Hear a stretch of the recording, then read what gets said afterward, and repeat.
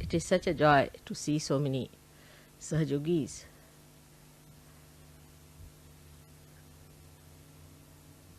of such high evolution. I am sure all the gods and goddesses and the God Almighty Himself must be overjoyed to see this achievement, no doubt about it. But I was told that you want to know higher ways or higher things by which you would like to ascend higher and higher. In the Samadhi state, first is the thoughtless awareness, as you know, called the Nirvichar Samadhi. And then into the other state, which is called as Nirvikalpa Samadhi, where it is doubtless awareness, is two stages, Savikalpa and Nirvikalpa. Most of the Sahajogis now are on the Savikalpa, not yet at the Nirvikalpa. And to rise up to the Nirvikalpa, we must understand that we have to do little more about it. So far we had our physical problems which are solved. Physical needs, comforts cannot dominate us anymore. We can live in any conditions like Brahmapuri. We enjoy all that. That shows that we have now risen above the conditions that are laid down by the material life or the matter. That's a good state where we have reached, which is also very difficult for people. Normally people are extremely fussy. They are worried about worldly things, worldly possessions, worldly material problems. So many of them would come and tell me, I haven't got this job, I haven't got that job, this is to be done, that is to be done. Then the second subtler attachment is to our emotional side, like my mother, like my brother, my sister, my wife, my children. And we go on bothering Sahaja for that my friend should be cured, my brother should be cured, my sister should be cured. That's a very subtle thing. We do not understand that in the realm of God, those who enter can only be benefited, not those who do not enter into that. For example, if you have a relation living in India, you cannot send him the benefits of an Australian citizen. So first of all, we must know that they have to be the citizen of God's realm. So unless and until we give them realization, take them to that level, they are not entitled. So we should not have any obstinacy about it. No obstinacy. Many of you have overcome that part, that you are not attached to a particular type of a relationship who are not in Sahaja. Many of you have got out of it. But then how to overcome higher attachments? Like there are attachments that I should write a book on Sahaja, or I should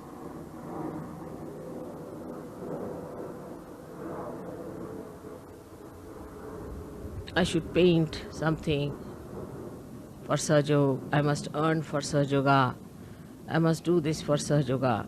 This is also in a very subtle way is ego. That I should be the leader of Sahaja. Then there are jealousies. If mother says this is not good, you feel hurt. If mother says this is good, you feel happy. That means you are still at a very subtler state of ego where you think that whatever you say should be approved by me. That is something is very subtle and we do not understand. that if mother is not approving of it, there must be basic divine reason. Otherwise, why should I not approve of it? So when you have such subtler attachments also, of a higher level we should say, we must know that it's all the work of God and we are just channels in the hands of God. Now, we have a very good example, as I have told you many times, of the little cell at the tip of the root of a tree. How it is so wise to avoid whatever is hard and to take to whatever is soft and to embed the tree into the soil. It has that innate wisdom with which we also are endowed. And we have to work it out in such a way that we do not get involved into anything which is extremely hard. Like I would say, some people wanted to go to Tasmania. By my hint, I told them, don't go, it won't work out. Tasmania is not a place where you can achieve anything. I knew it was impossible, but they thought they are going to do Sahaja Yoga, great job. So they went there. They came back all possessed, in a bad shape. And then I had to get them all right. So now you people don't misunderstand me so much as you used to. But still you do things which should not be done. To understand that whatever I tell you is for your ascent, you need a kind of a state of mind which is a detached mind. And the detachment is visible, very clear cut in a person, that he is neither very emotionally attached or he is neither nor very physically attached, but he sees that the progress of himself and of the society is the point. Like the cell knows it has to progress for the betterment of the tree, but it has innate wisdom to do it in such a way that it never harms himself or does not harm the tree. So, the progress of a mind which wants to develop has to be such that you should move with a balance, with a witness state, and see for yourself how far you should go and how far you should not go. Going to extremes is not Sahaja Yoga style. Ascent is. So even if you find somewhere, you go and find that there is no response, then you must know that it is nothing wrong with Sahaja Yoga, nothing wrong with you, but perhaps you have not approached the right place, or you have not approached the right way, you have not done the way it should have been. So change your style. In Sahaja Yoga, we have to go on changing our directions according to the need of the hour. We are not fixed quantity, rigid quantity. Most of the people think that we are so rigid that we cannot move this side or that side. The mobility of our movement is so great, I say 360 degrees, because you are stationed in the center in your spirit. You can move any way you like as long as you are centered in your spirit. But this is an important point which we miss, that we are centered in our spirit. And whatever movement we do, as long as we are centered in the spirit, is necessary for our growth and for the growth of the collective. Now let us see certain emotional sides we have, how we can conquer. It's very simple. You are very fortunate, I should say in a way, than any other seeker so far, because you have before me myself sitting. I am sitting before myself and I see myself as a good example of following. When you have someone like that, that's very simple to see. People didn't have any such people or some leaders or somebody who was an ideal. So it was all right that they went wrong. But those who have something before them, it's very simple. The secret is like this. Now, when you are subtly attached to something, so to say an emotional side of something, or you always like to be on the negative side, or too much of a positive side, in the sense that you aggress others, then you must discriminate. If it is an aggressiveness that you see in yourself, witness within yourself, then you aggress yourself. That is the best way to get rid of it.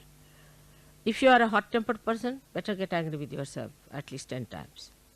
And then you will see that your temper will mellow down, because all that is coming out will be directed towards yourself. Now this is the discrimination you have to use, and be honest about it. The another side could be that you are very left-sided, emotional, extremely emotional about things, and you cannot get over. Then that's the best. Divert your emotions to me. Put your emotions to me. But do not aggress me. This is the discretion you have to use. When you have aggression, you aggress yourself. And when you have emotional attachments, direct it. It's very simple to do. What pleases mother? Very simple things. What does it please her? Very simple things pleases her, like flowers. Now, people say that we are going in the garden, mother, we found these flowers for you. It's good idea. But how much attention you have put to it, that we have to give a flower to mother. Now what flowers she likes? She likes fragrant flowers. All right. From where should we get a fragrant flower? It's very simple. It's a shop. When you are going around, be on the lookout. There must be some shop with fragrant flowers.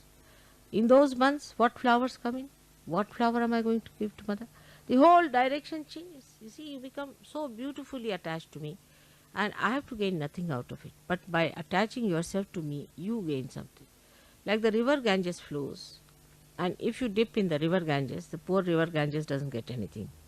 But you get the blessings of river Ganges.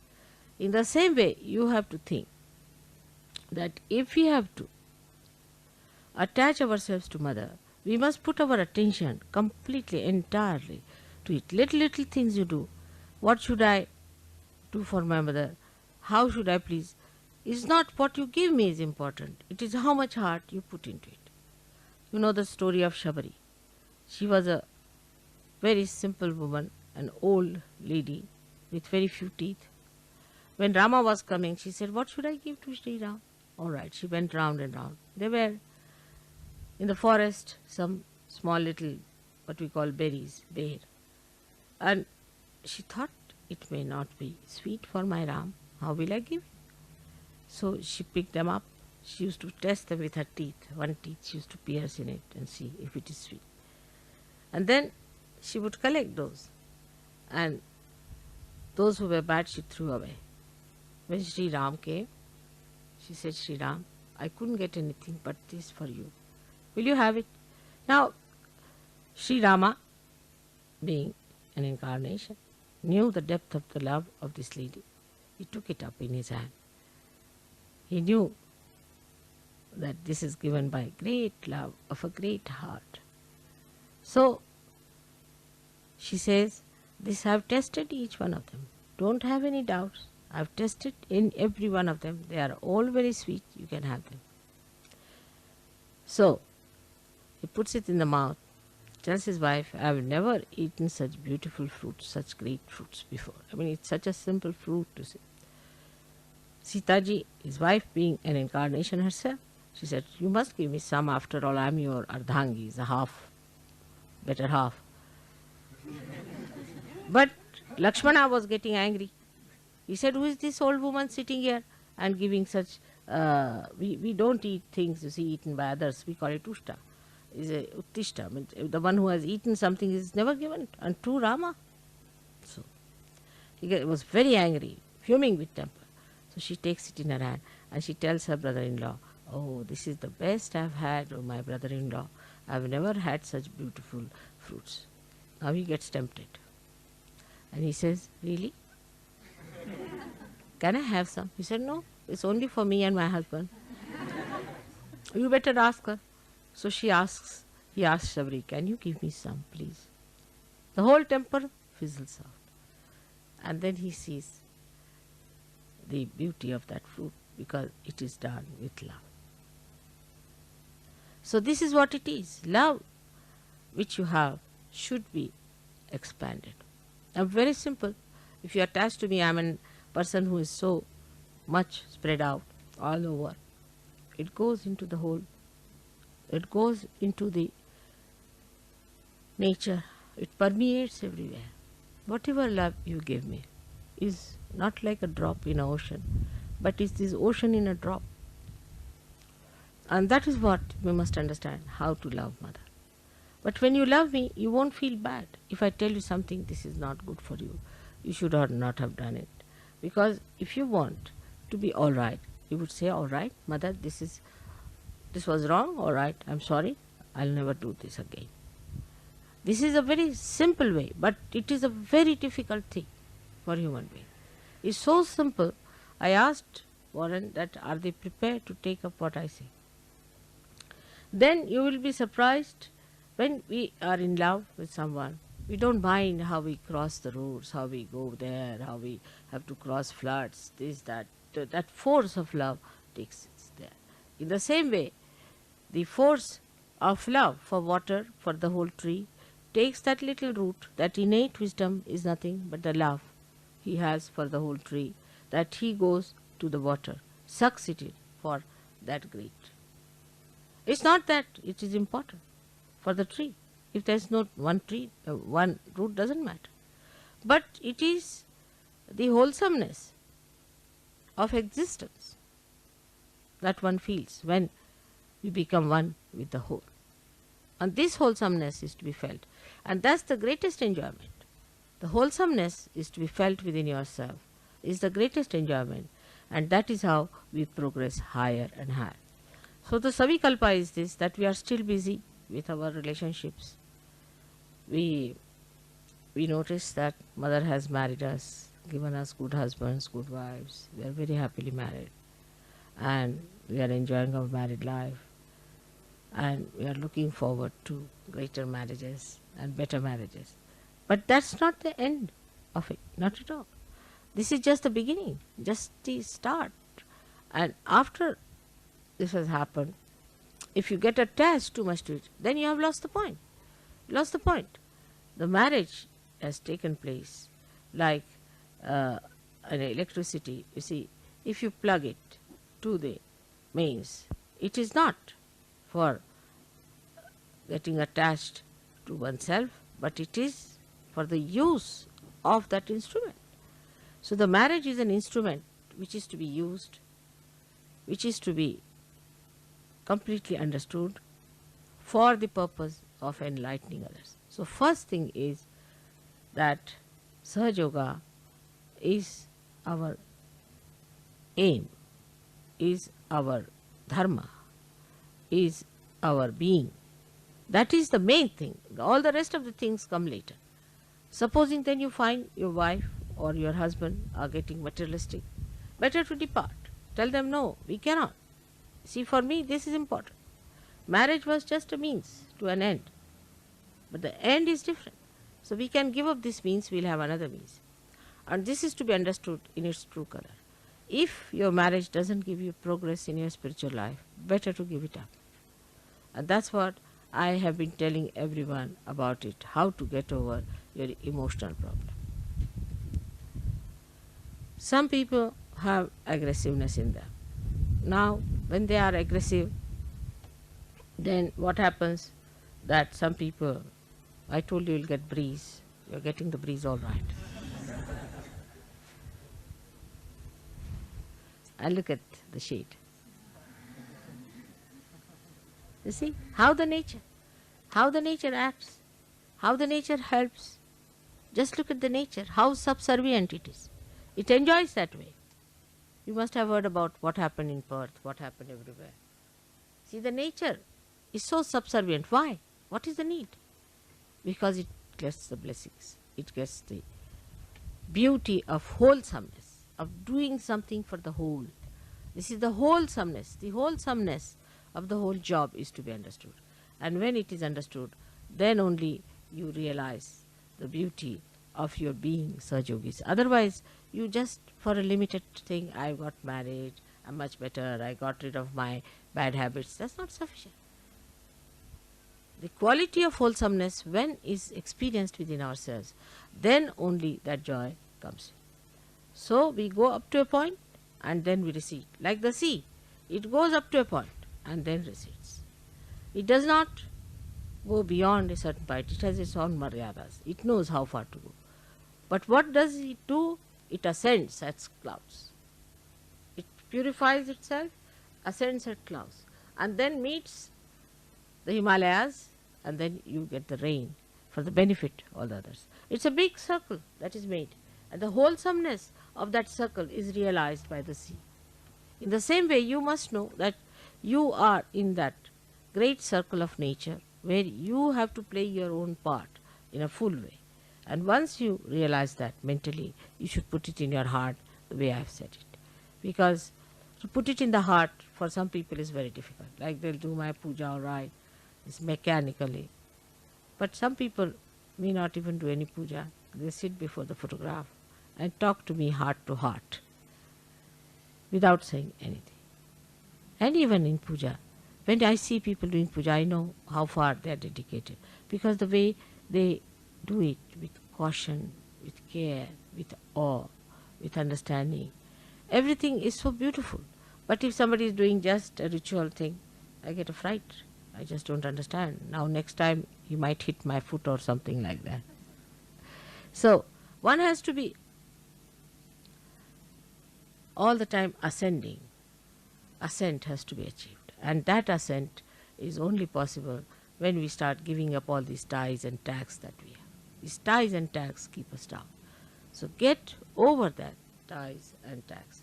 The other day I was telling Warren that you see men and women after 45 or 50 still go on thinking of marriages. It is too much. It's all right. After 40 also one should be all right. But at least 45, 50. But even at 60 years somebody comes and says, "Mother, get me married." Then I really get fed up. As if my job is to get you married like a clergyman. So this is not the way. What is in a marriage? Some people are seeking their husbands all their lives. When are you going to seek the real one? That is your spirit. So that category of people have to come up and work it out in that manner. Then only our family, our relationships, our society will have some meaning in the realm of God. Otherwise, it has no meaning. We have to be meaningful to Him, not that He should be meaningful to us. We should change our attitude towards Him. That what has God done for us? Let's see, we should say, what have we done for God? What have we done for God? Then you will get ideas what is to be done, how to spread out, how to go ahead, how to work it out. But still there are limitations, I know. Some people have limitations. They have limitations because they have a background. Some of them come from countries which has a background. And also the other one is that the problem of these people delimiting others. When they come in contact with you, they try to delimit by their talks, by their, I should say, talks without understanding what they mean, some sort of frivolous, sarcastic things. And people get impressed by such people. And if you get impressed, then you should know you are not a Sahajogi. A Sahajogi is to be known by his character, by his righteousness, by his behavior. The behavior of a Sahajogi should be extremely a peaceful behavior. Peaceful. Sahajogis who are just rushing up and down, upset, are not Sahajogis. Peaceful. Now how do you get your peace? Peace comes from your spirit. Because you know you are in your spirit. You know that you are one with God Almighty. What is there to hurry? Where is He going and where are you going? You are together. Whatever is there, you are there. So what is there to hurry? What is there to just hasten something or get upset? Peaceful personality comes when you say, no, not this. When the haste start, then you should say, not this, not this, not this. Another could be that when you see somebody whom you don't like or who has been harsh to you, who has been cruel to you, you get annoyed. And then again you will get disturbed. At that time, I forgive, I forgive, I forgive. Main thing is you have to be peaceful. Not that some people say that, Mother, I try to forgive, it's difficult to forgive. It's all mythical, you know that very well. But what you have to say, I forgive, I forgive, I forgive, if there's disturbance. Mine is another case. Supposing I see somebody who is a Rakshasa, then you see a kind of a thing builds in me, which I don't know what you should call in human words, but we can say anti-forces against that person, like tremendous vibrations. And when they are released, you see, they engulf that Rakshasa. And he goes down in his own estimation, in the estimation of others. Somehow or other, he gets destroyed. In a modern way, he is not killed, but in a way, he is killed. So this is what happens, but that may not be with you. So what you have to do, when you start feeling anything, anger against, say, some very devilish guru, suppose it, then you build it up in yourself. And that built up anger within you will neutralize that will. You need not say it out. You need not talk about it. But that built up anger will little bit trouble you also, because it has a little reaction. But when it is released, it will have an effect. And such a person cannot stand a Sahaja Yogi. See, there are so many things that happen. Automatically they'll happen. As you know that I had told people that don't bring Rajneesh people to me. But they wouldn't listen to me. They brought 3 people in a program. And 3 of them collapsed. Collapsed just like a big boulder. And I didn't know what to do, as you would take out a big stone. So, in that case, I didn't get angry. I didn't do anything. But as soon as they came, the built up force within me just froze them completely. I didn't do anything. On the contrary, it was disturbing our program, but the built up force would not wait, it just froze them. So this is what is the other side of it, that even if you hate any guru, you don't like him because he's been so unkind, build up that force. For that you need strength, because it's painful little bit. Build up that strength within you to hold that sword in your hand. Then you get the sword and then you cut him off without doing anything. It's just cut off.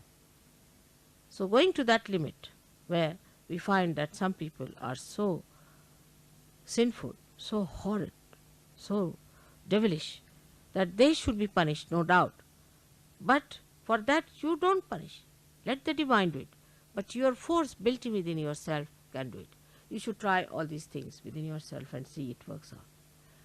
Now for meditating, many people think that 4 o'clock get up, do this, this, that, and it's very difficult in the beginning. There's no need for you to get up 4 o'clock otherwise, but in the beginning it is necessary. Because why say get up 4 o'clock? You are such slaves to your sleep, because you sleep such a lot. Early in the morning you sleep such a lot. So just to overcome that habit of yours, of sleeping, of sloth, you should be able to get up any time that you have to get up. Because we are on war. We are on war path. Which time is free for us? Any time. Whether I sleep or I am awake, I am fighting. I don't find even a single minute that I am not working. So this is what it is. You have to get up in the morning, because you have to train your body, better behave yourself. Supposing your body cannot